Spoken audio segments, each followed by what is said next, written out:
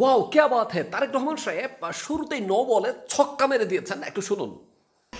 যে একটু অভয় দিলে বলি যে আপনাকে কোনো এই 200-র বেশি আসন পাওয়ার জন্য আপনাকে কোনো ইঞ্জিনিয়ারিং করতে হইল কিনা? আমাদের জনগণকে কনভিন্স করাটাই হচ্ছে আমাদের ইঞ্জিনিয়ারিং। জনগণকে আমাদের আমাদের যে ইঞ্জিনিয়ারিংটা ছিল সেটা হচ্ছে জনগণকে আমাদের পক্ষে নিয়ে আসা, সেটাতে আলহামদুলিল্লাহ আমরা সফল হয়েছি।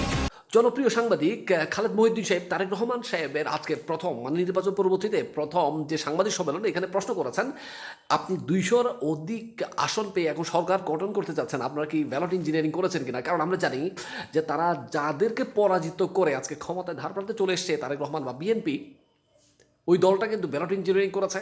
ভোটে ব্যাপক কারচুপি করার আমরা বেশ প্রমাণ দেখতে পেয়েছি সোশ্যাল মিডিয়াতে।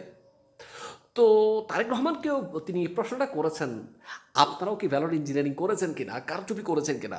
তারেক রহমান একদম এমন একটা নো বলে ছক্কা মেরে দিয়েছেন, বলটাতে একেবারে গ্যালারির বাইরে ফেলে দিয়েছে।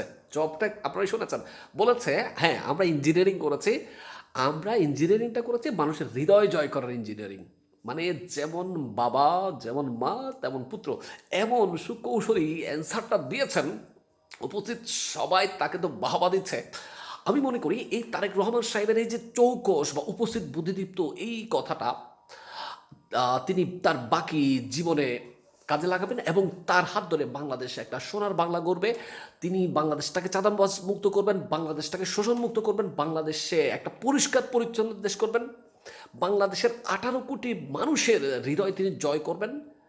আগামীতে বাংলাদেশের যে উন্নয়নের একটা অগ্রযাত্রা বর্তমান আছে সেটাও তিনি আরও ত্বরান্বিত করবেন। বাংলাদেশটাকে সিঙ্গাপুরের আদলে ফার্স্ট ওয়ার্ল্ড কান্ট্রিতে তিনি পরিণত করবেন। Best of luck.